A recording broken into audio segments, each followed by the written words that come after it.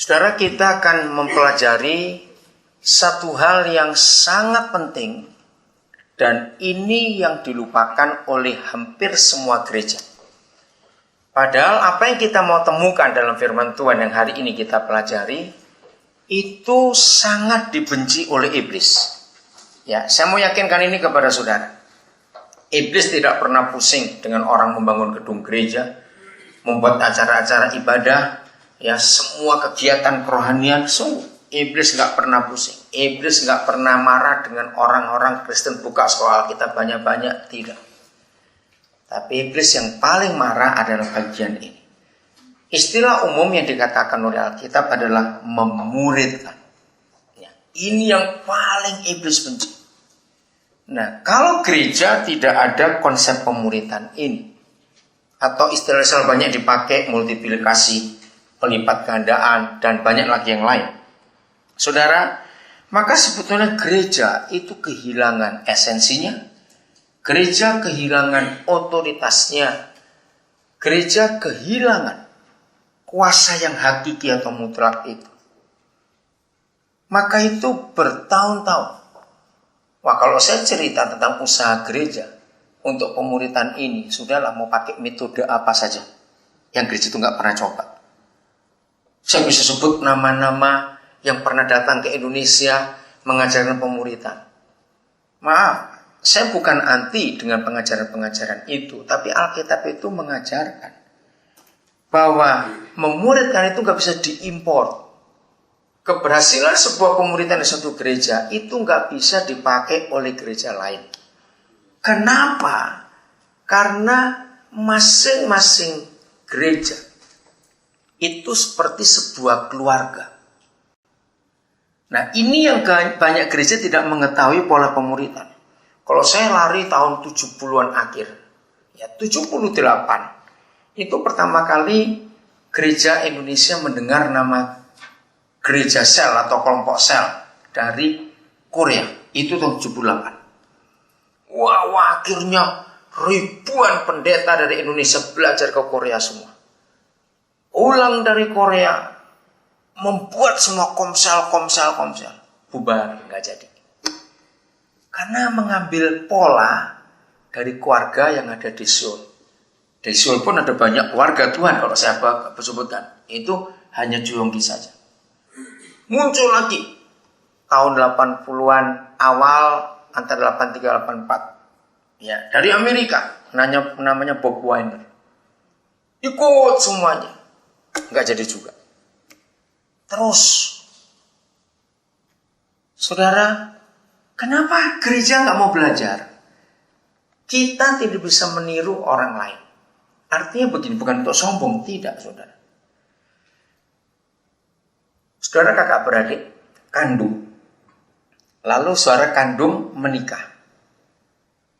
Saya tanya kepada saudara, walaupun kita kandung satu mama satu papa, begitu kita menikah membentuk keluarga, keluarga ini bersaudara sama tidak aturannya semuanya?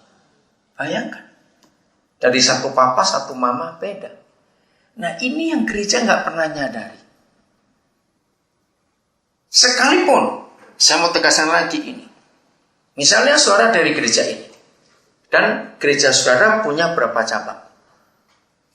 Percayalah, walaupun kita di bawah satu nama, tapi begitu ada satu kelompok baru, walaupun di bawah satu nama, dalam satu penggembalaan sekalipun, bentuk pemuritan pasti beda.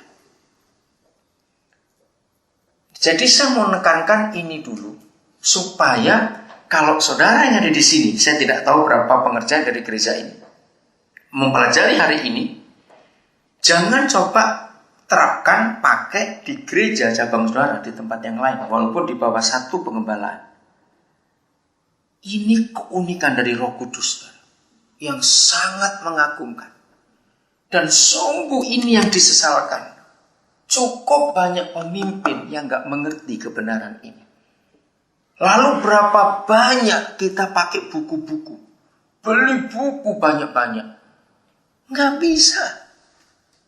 Lagi sekali bukan kita merendahkan yang lain, bukan itu masalahnya. Masalahnya kita tidak menghargai keunikan dari Roh Kudus untuk masing-masing keluarga Tuhan ini tadi. Nah, banyak juga gembala-gembala senior yang belum nangkap ini. Sehingga gembala-gembala senior itu buat peraturan sama rata. Harus ke pola ini. Capek para pemimpinnya itu. Betul tidak? Capek.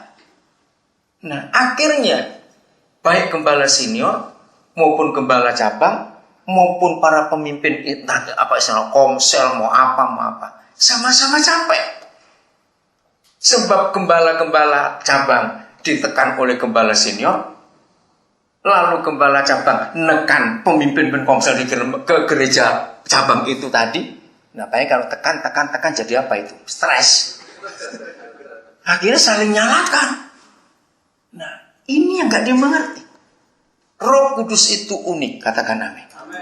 Ya, dia punya bukan cuma jutaan, bukan cuma miliaran cara, tapi Roh Kudus itu memiliki cara yang sangat unik untuk setiap keluarga. Nah, kalau kita mau pakai istilah genetika, ini yang kita harus tahu. Gennya itu beda. Tadi itu kandung satu papa, satu mama. Gennya beda. Dan ketika masing-masing saudara ini menikah, ketemu istri, suami yang tidak dari keluarga yang sama, anak-anak lahir sepupu-sepupu itu gennya beda lagi. Nah, bayangkan kalau orang tua kita, ya bayangkan ini ilustrasi yang gampang bagaimana gereja-gereja sekarang ini. Orang tua kita memaksakan apa yang mereka ajarkan kepada kita bersaudara kandung ini untuk di keluarga masing-masing. Hancur gak itu rumah tangga? Bisa bayangkan hancurnya kayak apa? Artinya para menantu ini capek. Betul tidak, saudara? Nah, ini yang gak dipahami oleh gereja. Oke, pendahuluan ini kita singkirkan dulu supaya kita tahu bahwa konsep pemuritan itu beda-beda di setiap keluarga. Kalau saya pakai kata ini, beda. Tidak bisa sama ratakan. Maaf kalau saya ceritakan ini. Salah satu yang buat saya berhasil memimpin begitu banyak orang. Kami secara organisasi di bawah satu organisasi namanya PESAT, Pelayanan Desa Terpadu.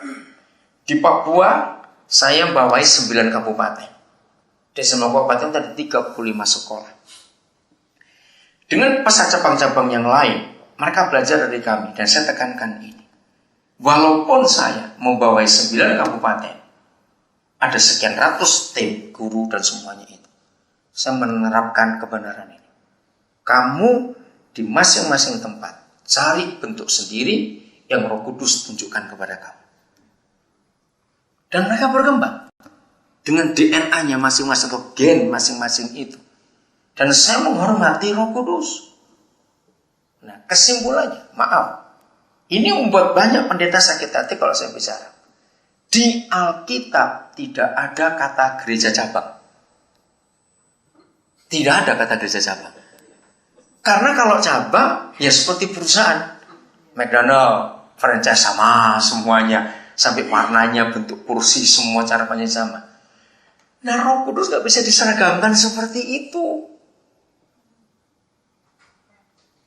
Beda, uniknya itu luar biasa. Yang ini kita harus mengerti. Nah, sampaikan kepada senior saudara, kepala senior, untuk menghargai ini. Kalau tidak dia capek, kita capek, saudara capek, semuanya capek. Karena memakai pola yang sama tidak bisa. Nah, Roh Kudus tidak kenal kata sentral. Dia menghargai keunikan di masing-masing keluarga. Kalau sebagai kata keluarga ini tadi. Ini yang hebat sekali, saudara. Harusnya kita menghargai keputusan ini. Karena itu Alkitab yang mengajarkan. Paulus keliling ke banyak tempat. Kalau kita baca kisah para rasul, kita baca surat-suratnya. Kalau sistem yang dipakai gereja sekarang, maka kita nggak akan pernah tahu ada surat Efesus, surat Tesalonika, Galatia, semuanya. Kenapa? Akan sama semua. Mengapa firman yang dia sampaikan kepada gereja di Efesus beda dengan gereja di Galatia, beda gereja di Korintus, dan seterusnya?